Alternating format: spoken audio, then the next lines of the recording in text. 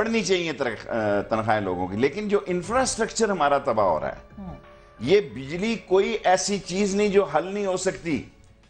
میں آپ کے پروگرام میں کہہ کے جا رہا ہوں کہ آپ مجھے پھانسی پہ لٹکا دیں، اگر میں اسی آئی پی پی سے بجلی نہ پیدا کروں. ہماری ضرورت کے مطابق بجلی پیدا ہو سکتی ہے اگر سرکولر ڈیٹ دے دیا جائے. 300 ارب روپیہ وہ کدھر سے لائیں گے؟ اتنے کروڑوں، اتنے 100 ارب روپیہ ہم چھاپ رہے ہیں. مشینیں ہاتھ جوڑ کے کھڑے ہو گئی ہیں اسٹیٹ بینک کی نوٹ چھاپنے والی. جو لوگ وہاں کام کرتے ہیں وہ کہتے ہیں شیخ صاحب گریس دینے کا بھی مشین کے پاس ٹائم نہیں. دیکھیں مشین کو گریس دینے کا ٹائم نہیں ہے. یہ شکر ہے پاکستان میں، اللہ کا شکر ہے، نوٹ بن رہے ہیں، ورنہ جہازوں پہ آتے C-130 لے کے نوٹوں کا جناب علی 10 فلائٹیں آئی ہیں آج. سر 300 ارب کی بات آپ کر رہی ہیں، یہاں سینکڑوں ارب روپے کی کرپشن ہے. اور یہ میں سارے لوگوں کے سامنے کہہ رہا ہوں، اگر ایک انقلاب آیا اور ان 20-25 بچوں کو اٹھایا جو ان بڑے بڑے سورماؤں کے جو ہیں چشم و چراغ ہیں، جنہوں نے اسپین سے لے کے، لندن سے لے کے، فرانس سے لے کے سب جگہوں پر اپنے نیٹ ورک بنائے ہوئے ہیں، اور یہ اس لیے کوئی آزاد انقلابی منشور اور پروگرام نہیں دے سکتے کہ امریکہ بہادر کو ان کو سب کی کرتوت پتہ ہے. اگر شیخ رشید کے $100 ہیں یا $1000 ہیں تو میں آپ کو شور کرتا ہوں کہ یہ امریکہ کو پتہ ہے. جس آدمی کو یہ پتہ ہے کہ بھئی پاکستان میں تو میری اولاد سارا لے گئی ہے انٹرنیٹ سے، یہ جو نیا دولتی نظام کا سسٹم آیا ہے جو ہانگ کانگ بیس اور دبئی بیس لوگ جو ہے منی لانڈرنگ کر رہے ہیں یا جنہوں نے کی ہے، اس عالم میں یہ لوگ انقلابی سوچ نہیں دے سکتے. بالآخر جمہوریت کو انہوں نے خود خطرہ پیش کیا ہے. اور میں نواز شریف نے پچھلے ہفتے جو سندھ میں تقریر کی ہے کہ جمہوریت کو خطرات لاحق ہو رہے ہیں، میں سمجھتا ہوں کہ اس 4-4.5 سال سے عرصے میں وہ ٹائم آ گیا. اور آپ وہ کہہ رہے کہ وہ شاید جرنیل نہیں آئیں گے، اب کی بار چیف جسٹس صاحب آئیں گے. آپ نے یہ کہا تھوڑی دیر پہلے. انہوں نے کہا تو مجھے نہیں پتا، میں نے ایک حل دیا ہے، اس کو مسترد کر دیں. مطلب آنا دیکھیں آپ نے مجھ سے حل پوچھا، آپ نے مجھے پوچھا حل، میں نے یہ حل دیا ہے کہ دیکھیں اس ملک کو اب لے کر تو آگے چلنا نا. 18 کروڑ لوگوں کا ملک ہے. تو سر اپوزیشن کدھر ہے؟ آپ عدلیہ کے کندھوں پہ تلوار رکھ کے نہ چلائیں نا بندوق رکھ کے. میں آپ کے کندھے پہ چلاؤں؟ اس کا مطلب ہے کہ منتخب لوگ جب F-18 بیچیں، جس ملک کا وزیر اعظم توقیر گیلانی کے بیٹ کو اپنی ڈبل کیبن میں پیچھے ڈال کے بھگا کے لے جائے. غلط بات ہے یہ، بالکل. اتنی سی بات، اتنی سی بات میری آئندہ ساری نسل نشہ کھائے. میری آئندہ نسل اپوزیشن دیکھیں، یہ عدلیہ کا کام نہیں، یہ جو اپوزیشن تھی نہیں، مجھے آج بھی یاد ہے ذوالفقار علی بھٹو کے دور میں ایک آدھا ہی اپوزیشن کا ممبر تھا. میں ان کی بات نہیں کرتا جو قصور والے ہیں، میں ان کا نام بھول رہا ہوں. احمد رضا قصوری. نہیں میں احمد رضا کا نام، مجھے ایک اور ممبر تھے بڑے درویش سے، 5 وقت نمازی، چھوٹی چھوٹی ان کی داڑھی، ابھی شاید مجھے نام یاد. اس نے ساری اسمبلی کو آگے لگا دیا تھا. آپ نے ایسے گھگو گھوڑے اسمبلیوں میں بھیجے ہیں جو نشان لٹکائے بیٹھے ہیں، یہ تیر ہے جی، یہ فلاں ہے جی. ان کو خوف آتا ہے کہ اگر ان کا لیڈر ناراض ہو گیا، نعوذ باللہ خدا ناراض ہو جائے گا. اگر لوگ ایسے لوگوں کو اسمبلیوں میں بھیجیں جو خدا اور اس کی مخلوق کو راضی کریں، لیڈر ناراض ہو جائے، دفعہ بلا 10,000 دفعہ لیڈر ناراض ہو جائے، دفعہ ہو جائے، کوئی فرق نہیں پڑتا. اللہ اور اس کا رسول اور اس کے لوگ ناراض نہ ہو. اگر اس کی اسمبلی بننے چلے، سوچ ہے، لیکن میری سوچ ہے، میں یہاں اپنی سوچ بتانے کے لیے. مگر آپ مجھے یہ بتائیے کہ آپ اپوزیشن بھی تو ہے نا، آپ کی کانسٹیچوئنسی بھی ہے، لوگ آپ کے ساتھ کھڑے ہوتے ہیں. اپوزیشن حکومت ہے، اپوزیشن نام کی کوئی چیز اس ملک میں ہے اس وقت؟ عدلیہ کے ذریعے سے حکومت گرانا چاہتے ہیں، خود آپ اسی کے کمروں میں بیٹھنا چاہتے ہیں. دیکھیں اس کریڈٹ آپ آصف زرداری کو دیں، انہوں نے کاف لیگ کو کھڈے لائن لگا دیے، جائیں ان کے ساتھ. دیکھیں اگر یہ سمجھتے ہیں کہ یہ اچھا دور ہے اور مقبول دور ہے، کریں انتخابی اتحاد ان کے ساتھ. یہ لوگ کریں نا انتخابی اتحاد. میں سب سے سمجھدار اور زیرک سیاستدان مولانا فضل الرحمان کو سمجھتا ہوں، جب تک بادل نہ چھٹے وہ وہیں رہیں گے بنو میں ہے جی. اور ایم کیو ایم کرے اتحاد نہیں کرے گی، لائیں میں لکھ کر دیتا ہوں ان کے ساتھ انتخابی اتحاد نہیں کرے گی، کہے گی ہم ساتھ ہیں جی.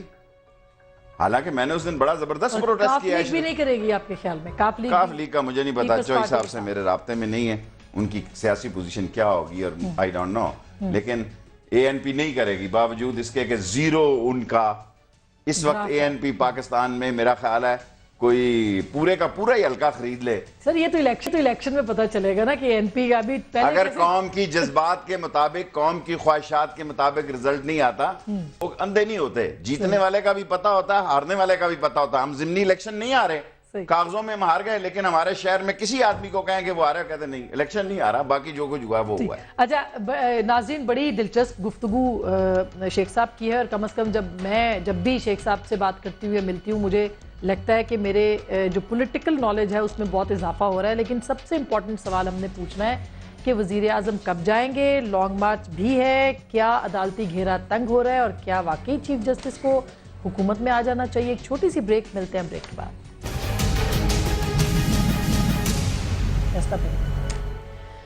ویلکم بیک ناظرین، ایک دفعہ پھر آپ کو خوش آمدید کہتے ہیں. شیخ صاحب سے ہم بات کریں اور شیخ صاحب سے یہ پوچھیں گے کہ اس ججمنٹ کے بارے میں کے بعد جو سیاسی طوفان ہے چائے کے کپ میں، اس کے بارے میں آپ کیا کہیں گے؟ یہ آپ چائے کا کب کہہ رہے ہیں؟ مطلب پورے پاکستان کو کہہ رہے سر اپوزیشن کو غبارے سے ہوا نکلی ہے اور وہ کہہ رہا ہے کہ نہیں میں تو وہ سیٹلائٹ پہ بیٹھا ہوں، یہ میرا کیا کر سکتے ہیں. دیکھیں نا، ایک تو سر وہ تو کہہ رہے ہیں نا، اسی لیے تو کہہ چھوٹے رہے ہیں وہ لوگ کیا بڑے گھروں میں چلے گئے ہیں.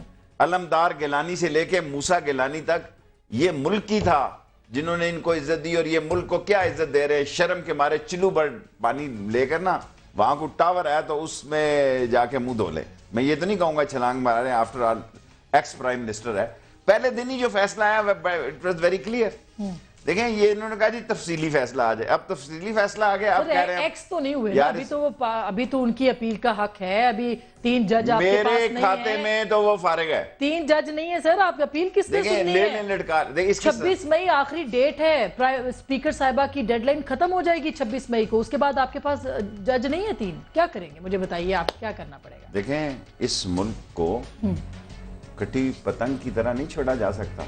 اگر کوئی یہ سمجھ رہا ہے، اگر کسی ادارے کو یہ غلط فہمی ہے یا کسی ایک بڑے کو یہ غلط فہمی ہے کہ یہ ملک خدا داد ملک ہے اور اللہ اور اس کے رسول کے نام پہ بلا ہے اور یہ زندہ رہنے کے لیے بنا ہے قیامت تک، اور اس کا فیصلہ ہو جائے گا، اس کا فیصلہ ہو جائے گا. اگر عزت راست لوگوں کو نہیں آ رہی تو پھر ان کو اسی ماحول سے گزرنا پڑے گا. اب میری بات سمپل یہ ہے، کیا پیپلز پارٹی کے پاس نیا پرائم منسٹر کی طاقت نہیں ہے؟ بالکل ہے. دیکھیں ان کے غبارے سے اپوزیشن کے وہ ہوا نکال دیں گے ایک نیا پرائم منسٹر لا کے. یہی میں کہہ رہی ہوں کہ سر پھر اپوزیشن تو کہیں نہیں ہے. دیکھیں نا، ان کو سوچنا چاہیے نا، حکومت تو ہے.